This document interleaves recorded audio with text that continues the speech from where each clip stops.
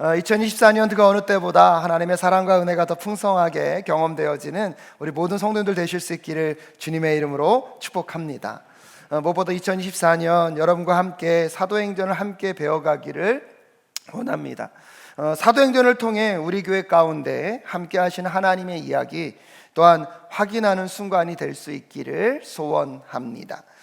사도행전에 또 다른 별명을 붙인다면 저는 성전행전이라고 붙이고 싶습니다. 하나님의 역사만을 강조하려는 것이 아니라 성령의 강력한 임재와 그 역사로 인하여서 하나님의 사람들을 통해 하나님이 하나님의 나라를 이 땅 가운데 어떻게 이루어가고 있는가를 사도행전은 우리에게 알려주고 있기 때문입니다. 그래서 그 성령행전, 사도행전을 통하여서 우리 사랑교회 성도님들이 부흥을 경험할 수 있기를 주님의 이름으로 축복합니다. 부흥은요, 우리 자신의 주인이 바뀌고 세계관과 가치관과 도덕적 기준이 바뀌는 것입니다. 이것은 오직 하나님으로 가득 채워지는 자들에게, 즉 하나님의 말씀으로 우리의 삶이 온전히 충만해지고 성령으로 우리 안에 충만해지게 될 때에 여러분, 하나님의 부흥의 역사가 우리 가운데 시작될 수 있다는 사실입니다. 그래서 사도행전은 아까 다른 말로 표현하면 무슨 행전이라고요? 성전행전이라고 말할 수 있듯이 또 다른 말로 표현한다면 부흥행전이라고 말할 수 있을 것입니다. 부흥은 하나님의 말씀에 잠기고 그 말씀이 삶에 스며들어서 자기 자신을 부인하고 오직 예수 그리스도로 채워지게 될 때에 우리 안에서 일어날 수 있는 사건입니다. 2024년 함께 사도행전을 통하여서 하나님의 부흥의 역사를 여러분 각자가 만나가실 수 있기를 간절히 소원합니다.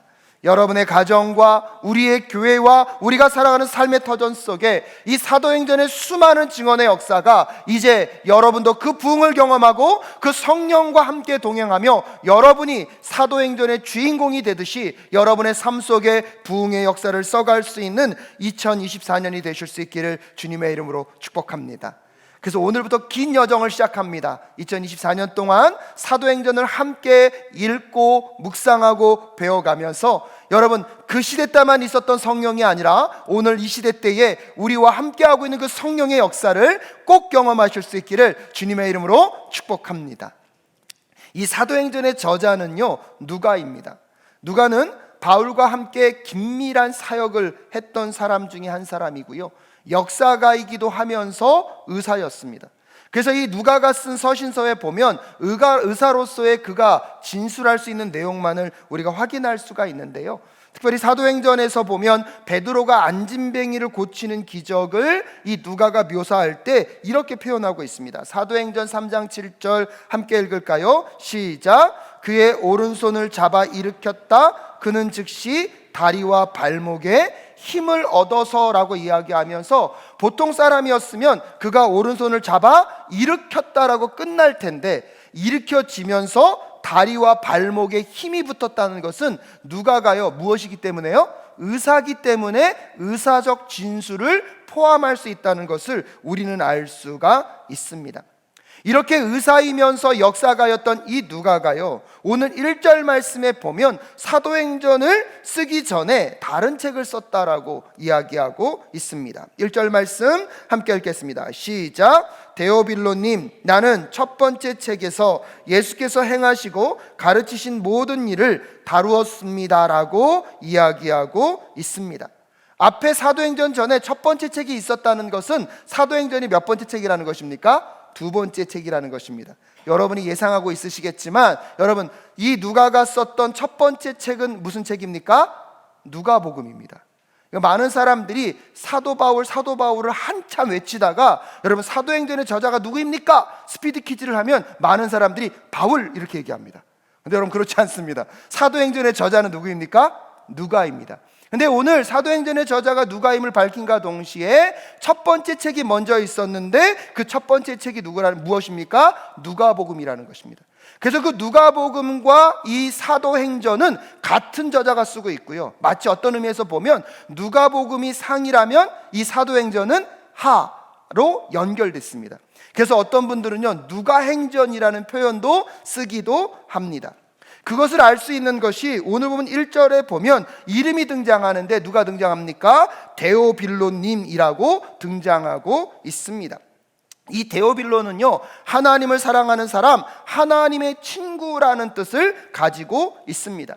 누가복음 1장 3절에 보면 이 누가가요, 이 데오빌로를 각하라고 표현하는 것을 보면 이 데오빌로는요, 귀족 계급에 속해 있고 로마 사람이라는 것을 우리가 추정할 수 있습니다. 하지만 이 데오빌로가 누구인지를 분명하게 알지는 못합니다. 단지 고위 관직을 갖고 있는 누군가인데, 이 누가가 누가복음과 사도행전을 쓸 수 있도록 재정적 후원을 한 사람이 누구라는 것입니까? 데오빌로라는 것을 우리는 추측할 수 있습니다. 또 성경학자들은 이 데오빌로는 어떠한 특정의 인물이 아니라 예수를 믿는 많은 사람들을 대표한 이름이라고도 표현하고 있지만, 여러분 성경을 가만히 들여다보면 대부분의 일반적인 사람을 표현한다기보다는 어떠한 특정인을 가리키고 말하는 것이 높은 가능성이 있다는 것을 좀 염두에 두실 필요가 있습니다.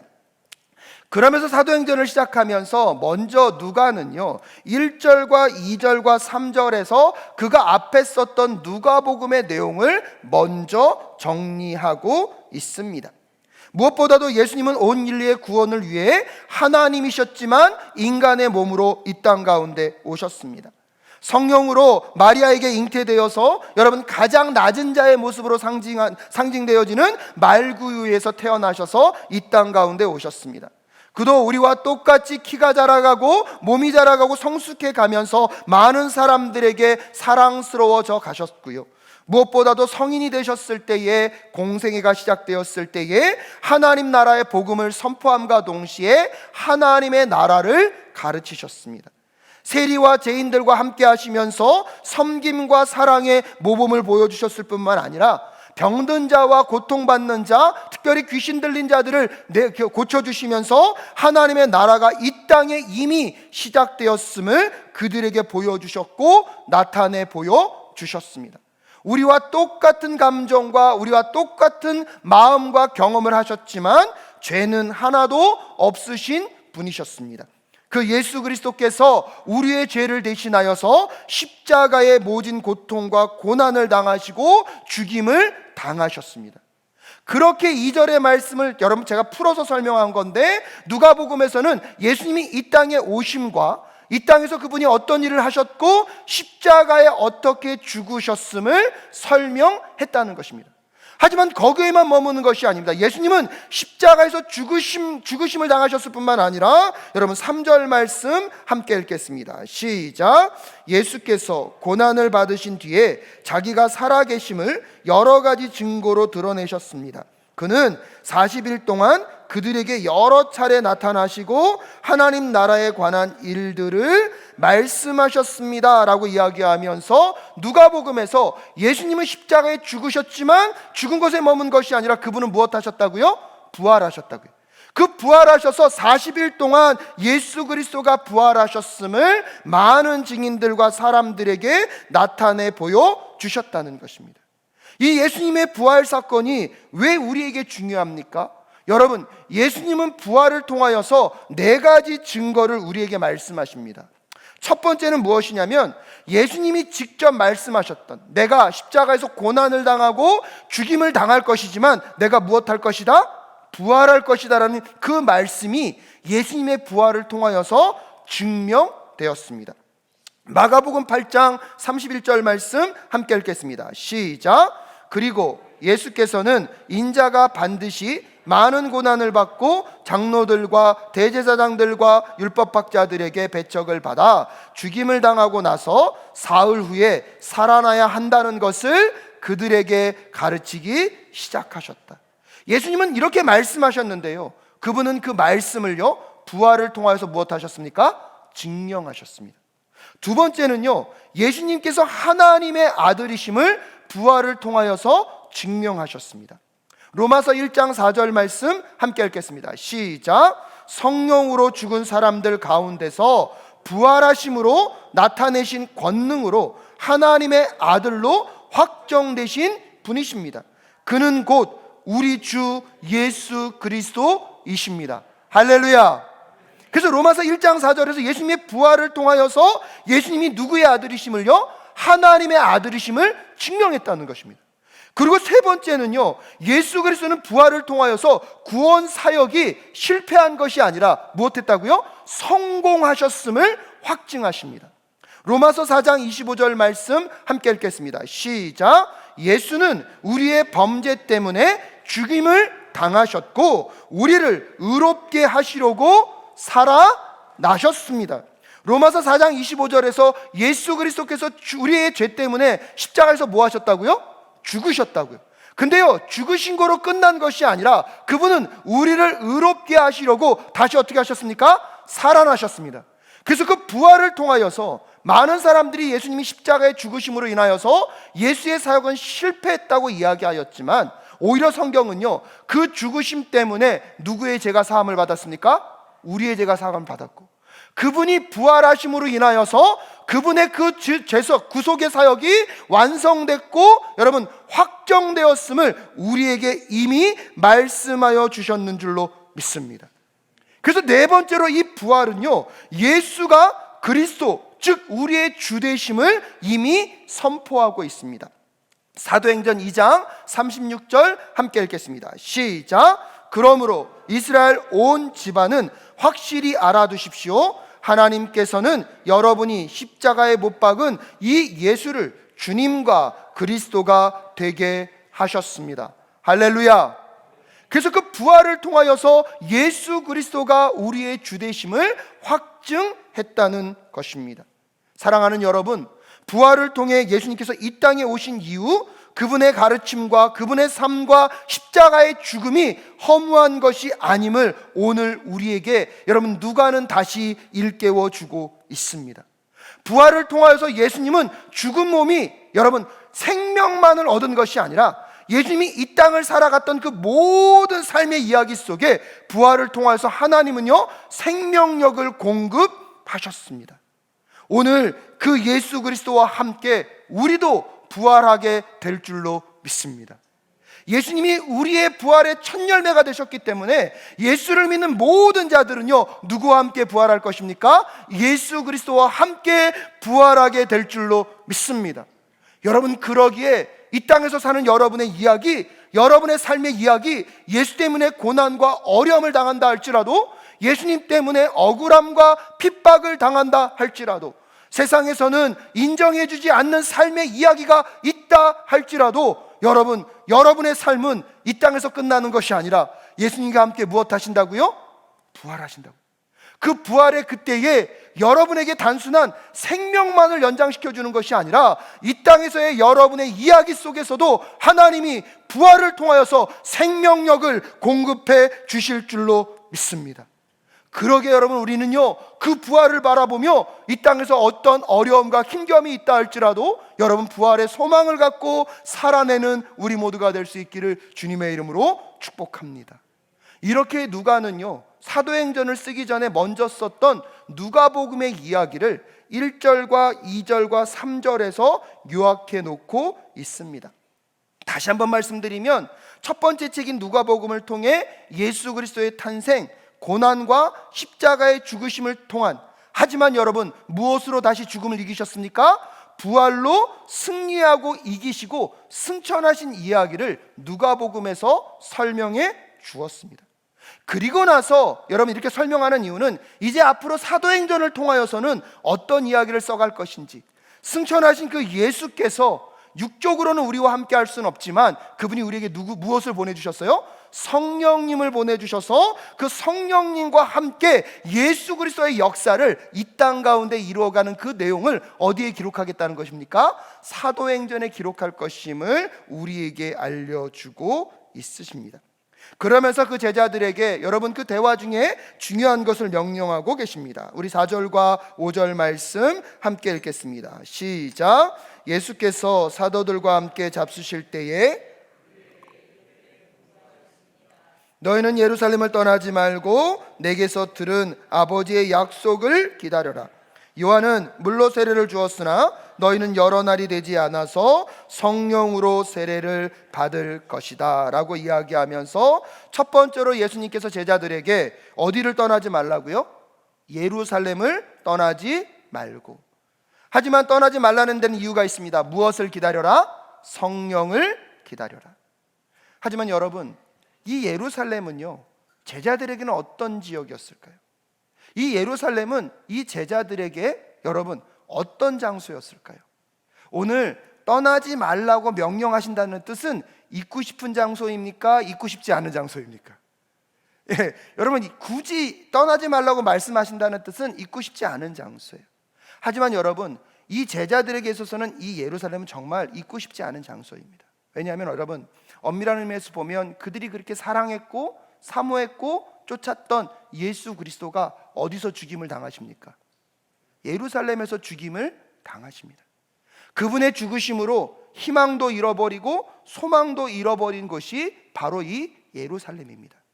그들에게는 상처가 있고 그들에게는 아픔을 기억하게 하는 장소가 이 예루살렘입니다. 그래서 제자들이요, 그곳을 떠나지 않습니까? 나중에 베드로도 그의 제자들도 예루살렘에 있지 않고 어디 갑니까? 갈릴리 가서 물고기를 잡지 않습니까?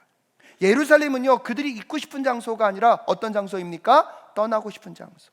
소망을 잃어버리고 희망을 잃어버린 장소가 바로 이 예루살렘이었습니다. 또한 예수님이 죽으신 이후에 여러분, 이 예수를 믿는 사람들을 향한 치안과 안전이 보장되지 않은 장소가 바로 이 예루살렘이었습니다. 그런데 예수님은 그의 제자들에게 이 예루살렘을 떠나지 말고 머물러 있으라고 하시는 것입니다. 왜 그렇습니까 여러분? 그곳에 하나님의 약속이 함께하고 있기 때문입니다. 그 약속이 임할 곳이 바로 그 예루살렘이기 때문입니다. 여러분, 성령으로 세례를 받는 그 약속의 역사가 그 예루살렘에서 이루어질 것이기 때문입니다. 사랑하는 여러분, 오늘 여러분에게 예루살렘은 어떤 곳입니까? 오늘 여러분에게는 내가 있고 싶지 않고 머물고 싶지 않은 곳이 어디입니까? 여러분이 감당하고 싶지 않고 여러분이 하기 싫은 그 현장의 자리가 어디이십니까? 혹시 그 예루살렘에 오늘 하나님이 머물라고 하신다면 여러분 머무실 수 있는 사람들이 되실 수 있기를 주님의 이름으로 축복합니다. 왜요? 그곳에서 하나님의 약속인 누가 오실 것이기 때문입니까? 성령이 임하실 것이기 때문입니다. 그런데 여러분, 예수님께서 이렇게 제자들에게 많은 약속을 주셨지만 여전히 이 대화를 하면서도 제자들은요, 잘못된 선입견을, 예수님의 가르침을 온전히 이해하지 못했다는 사실들을 우리는 확인하게 됩니다. 우리 6절과 7절 말씀 한번 읽어볼까요? 시작. 사도들이 한자리에 모였을 때에 예수께 여쭈었다. 주님께서 이스라엘에게 나라를 되찾아 주실 때가 바로 지금입니까? 예수께서 그들에게 말씀하셨다. 때나 시기는 아버지께서 아버지의 권한으로 정하신 것이니 너희가 알 바가 아니다 라고 이야기하면서 예수님이 예루살렘에 머물러 있어라. 그럼 너희들에게 무엇을 보내주실 것이다? 성령을 보내주실 것이다. 그런데 그 대화를 하는 중에 제자들이 6절에 보면 뭐라고 믿습니까? 사도들이 한자리에 모였을 때 예수께 여쭈었다. 주님께서 이스라엘의 나라를 되찾아 주실 때가 바로 지금입니까? 여러분, 질문하는 내용을 들으면 그 사람이 얼마큼을 알고 있는지를 알 수 있습니다. 그래서 지식의 수준을 따져볼 때에 어떠한 질문을 던지느냐가 그가 무슨 생각을 갖고 있느냐를 어느 정도 알고 있습니다. 근데 여러분, 제자들은요, 여전히 예수님의 가르침을 받았음에도 불구하고 예수님의 뜻을 이해하지 못하고 있는 것 같습니다. 왜요? 여전히 그들의 관심은 어디에 있습니까? 주님께서 이스라엘 무엇을요? 나라를 되찾아 주실 때를 묻고 있습니다. 여러분, 여전히 그들에게 지금도요, 메시아는요, 정치적, 군사적 메시아인 거예요. 자기의 나라를 어떻게 회복시켜 주실지에 대한 관심을 갖고 있습니다. 또한 한 걸음 더 나아가서 이 메시아는요, 누구만의 메시아입니까? 이스라엘 민족만의 메시아입니다. 그러니까 지금 이들은요, 이스라엘 나라를 언제 되찾게 하시겠습니까? 언제 회복시켜 주겠습니까? 라고 물어보는 것을 보면 아직도 예수님의 가르침을 이해하지 못하고 있는 거예요. 또한 언제 올 건지를 묻고 있습니다. 그때 예수님의 대답은 무엇입니까? 그때는 아무도 모른다. 누구만 하신다? 하나님만이 하신다. 여러분, 예수님은요, 제자들과 함께 동고동락하면서 3년여 동안 그들을 가르치셨습니다. 예수님의 가르침의 핵심은요, 하나님의 나라였습니다. 하나님의 나라는 공간적 개념이 아니라 여러분 통치적 개념입니다.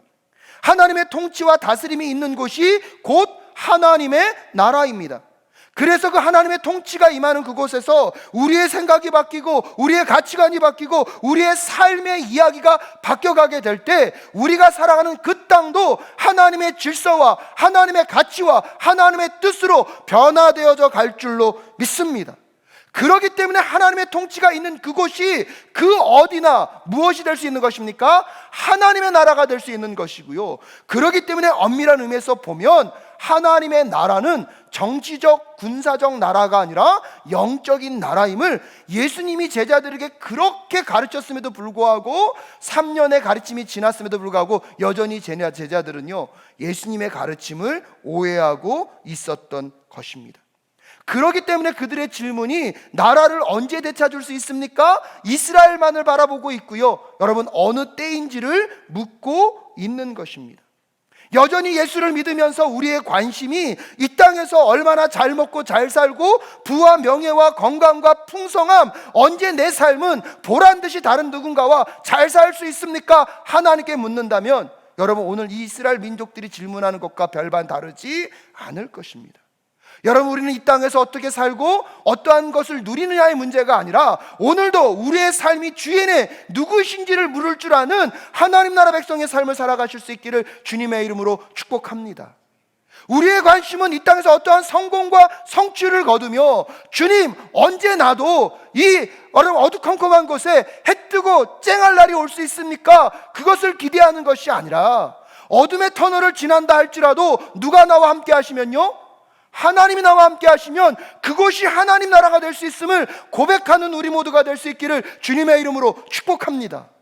그러기에 나의 성공과 나의 성취가 아니라 오늘도 우리의 삶의 터전 위에 하나님의 통치가, 하나님의 다스리심이 어떻게 나타나느냐가 우리의 궁극적인 목적이고 우리의 삶의 모든 것이 되게 될 때에 여러분 그곳에 이미 임한 하나님의 나라를 여러분 맛보고 경험하며 살아내게 될 줄로 믿습니다. 그렇게 살아가는 우리들을 통하여서요, 하나님은 이 땅과 이 세상을 하나님의 영역으로 하나님의 통치가 있는 그 나라로 변화시켜 가실 줄로 믿습니다. 우리는 그때가 언제인지 알 수 없지만 여러분 그것은 우리의 원함의 때, 우리의 조급함의 때로 오는 것이 아니라 이 세상의 크로노스의 물리적인 시간 속에 하나님이 계획하시고 하나님이 역사하시는 그 카이로스의 때는 반드시 오게 될 줄로 믿습니다. 그렇기 때문에 여러분 오늘 중요한 8절의 말씀이 아직도 하나님을 알지 못하고 하나님의 나라를 제대로 이해하지 못하는 그들에게 이렇게 선포되고 있습니다. 8절 말씀 함께 읽겠습니다. 시작. 그러나 성령이 너희에게 내리시면 너희는 능력을 받고 예루살렘과 온 유대와 사마리아에서 그리고 마침내 땅 끝에까지 이르러 내 증인이 될 것이다. 할렐루야. 그래서 그 성령을 기다리라는 것입니다. 근데 여러분 이 성령이 우리에게 오시면 첫 번째로 무엇을 받는다고요? 능력을 받는다고. 디나미스, 폭발력 있는 힘이라는 것입니다.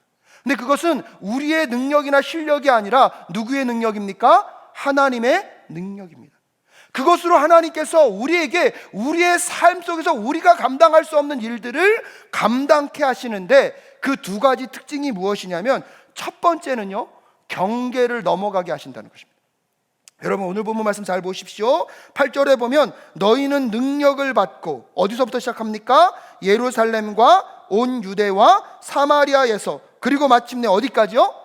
땅끝까지. 여러분 그 당시 사람들은요 땅끝이 어딘지도 몰랐습니다. 근데 성령이 임하시면 그들의 삶의 경계의 지경이 어디까지 간다고요? 땅끝까지 간다고요. 그렇기 때문에 여러분 성령이 우리의 삶 가운데 오시면 우리의 경계를 넘어가게 하실 줄로 믿습니다.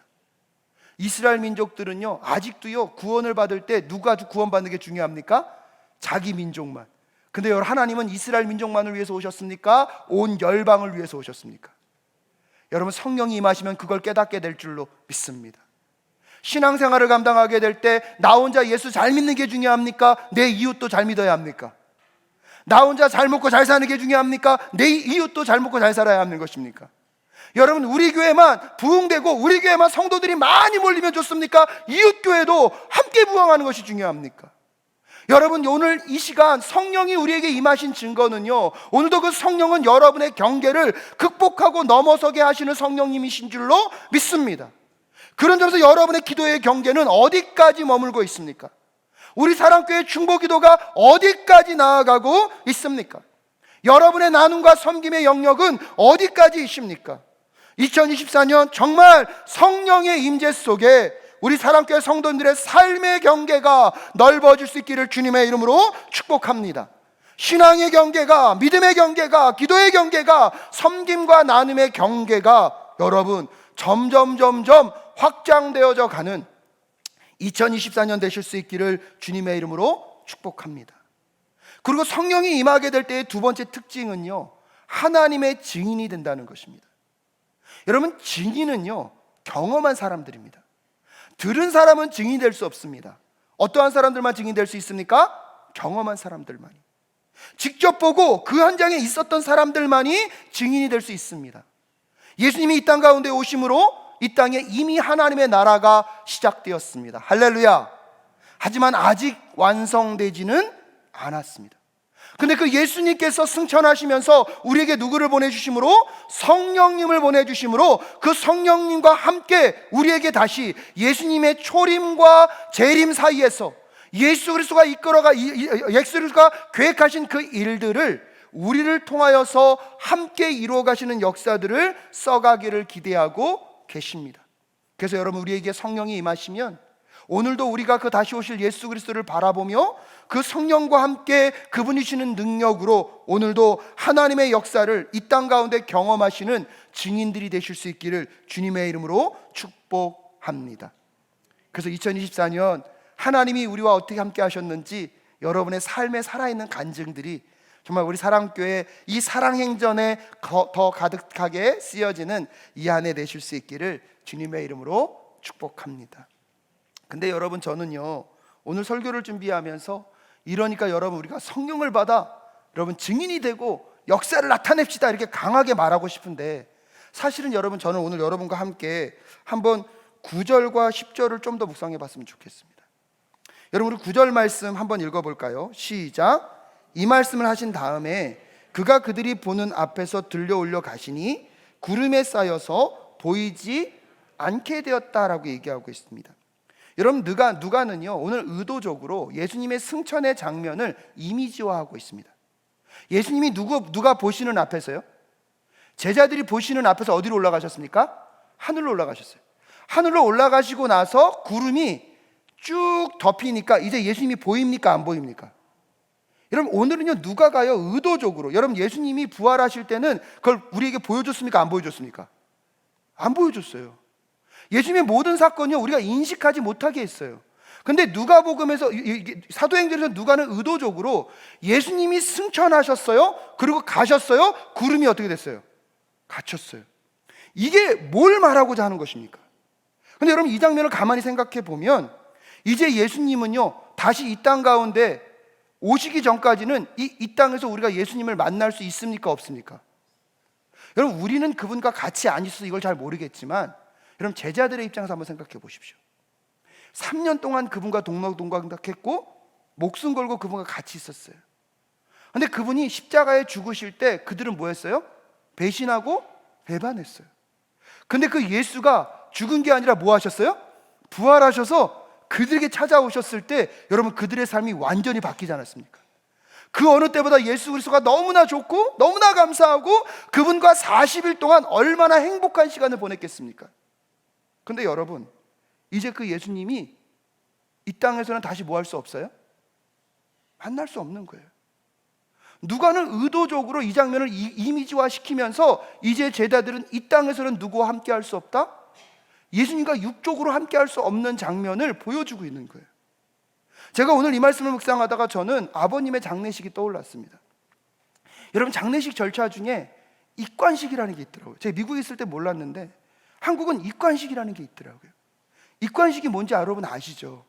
제가 아버님이 돌아가시고 한국에 왔기 때문에 그래도 감사하게 저 때문에 입관을 늦추고 있어서 입관식을 진행할 수 있었어요. 입관식에 딱 가니까요, 이제 이게 다 수의를 입히기 전에 아버지의 손을 바깥에 내놓고 얘기하더라고요. 이제 마지막입니다. 이 마지막입니다. 만져보십시오. 아버지의 싸늘한 그 시신을 딱 만지는데 그 촉감과 느낌이 있어요. 근데 이제 이 입관식이 끝나고 나면 여러분 다시는 이제 이 땅에서 아버지를 만지고 싶더라도 뭐하죠? 만질 수가 없어요. 여러분 눈물이 교차하고요. 이제 헤어짐에 대한 안타까움과 이제 아버지 없이 나는 어떻게 살아야지? 정말 어머니도 없었는데 아버지마저 없으니까 정말 내가 고아구나 라는 생각이 드니까 모든 감정이 저를 힘싸안더라고요. 입관식을 끝내고 났을 때 이 복잡미묘한 감정들, 여러분 저는 오늘 여러분 좀 여기에 더 머무르셨으면 좋겠습니다.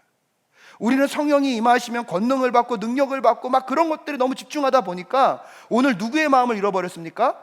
제자들의 마음을 잃어버렸어요. 제자들은 엄밀한 의미에서 보면 이제 누구를 만날 수 없는 겁니까? 예수님을 만날 수 없는 육적인 헤어짐을 지금 경험하고 있는 것입니다. 그래서 그들도요 지금 어디만 쳐다보고 있는 거예요?